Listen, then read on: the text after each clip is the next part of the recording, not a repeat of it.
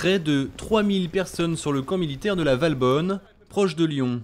Une véritable petite ville où l'on trouve de nombreux logements et bureaux, et donc un besoin de chauffage important.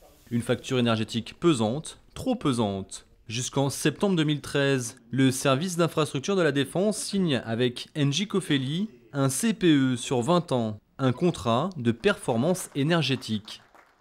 Le contrat nous amène à économiser l'énergie à hauteur de 41%, à dépasser les 50% de gains en émissions de gaz à effet de serre et à dépasser les 35% de taux de recours aux énergies renouvelables. Pour arriver à ces résultats, tout un plan d'action a été mené, à commencer par la construction de cette chaufferie mixte bois-gaz de près de 5 MW. Sur ce CPE, particulièrement, c'était la production qui était très importante puisqu'elle était assurée à l'époque par des chaufferies charbon et également des chaufferies gaz parce que les chaufferies charbon étaient vraiment devenues très obsolètes. Donc le fer de lance du CPE, c'était vraiment la production. Mais néanmoins, si vous changez, si vous avez une production ad hoc et que le réseau de distribution il n'est pas également ad hoc, eh bien tous vos gains, vous les perdez en distribution. Il a donc ensuite fallu remplacer l'ensemble du réseau de distribution et construire 72 sous-stations.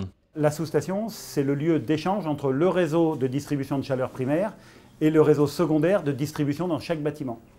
Voilà, donc on a un réseau primaire qui arrive et on voit les différents départs qui partent dans les bâtiments, les différents étages, aussi bien pour le chauffage que pour l'eau chaude sanitaire. La totalité du réseau est connectée et pilotée grâce à une GTC, une gestion technique centralisée. On a une visualisation de ce qui se passe sur l'ensemble des bâtiments. Il suffit d'aller cliquer sur le bâtiment considéré pour savoir ce qui se passe à tout instant sur ce bâtiment. Donc ici, vous avez un certain nombre de techniciens. Vous avez 2 techniciens qui travaillent sur le site, qui vont consulter et travailler des informations données par GTC et qui vont après intervenir à l'intérieur des bâtiments pour connaître l'efficacité des mesures ou des dispositions, des réglages qu'ils ont effectués. Enfin, une vingtaine de bâtiments très énergivores, comme la piscine, ont été isolés. Production, distribution, isolation, il ne restait plus qu'à agir sur les comportements.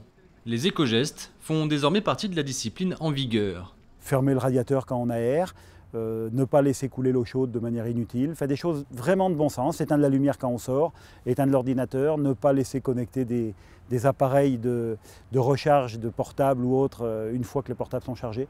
Des choses vraiment de bon sens qu'on entend partout, mais qu'on répète, qu'on rappelle et à laquelle on donne du sens en expliquant quels sont les impacts. Ce management a permis à l'établissement d'obtenir la norme ISO 50001.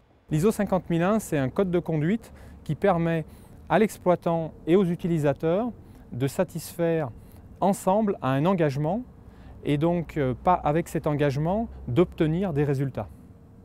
Donc il y a des CPE où il n'y a pas d'ISO 50001, c'est un peu dommage parce qu'il n'y a pas le manuel d'emploi du CPE. Coût global de l'opération, 12 millions d'euros, mais au final une économie de 700 000 € par an sur la facture énergétique.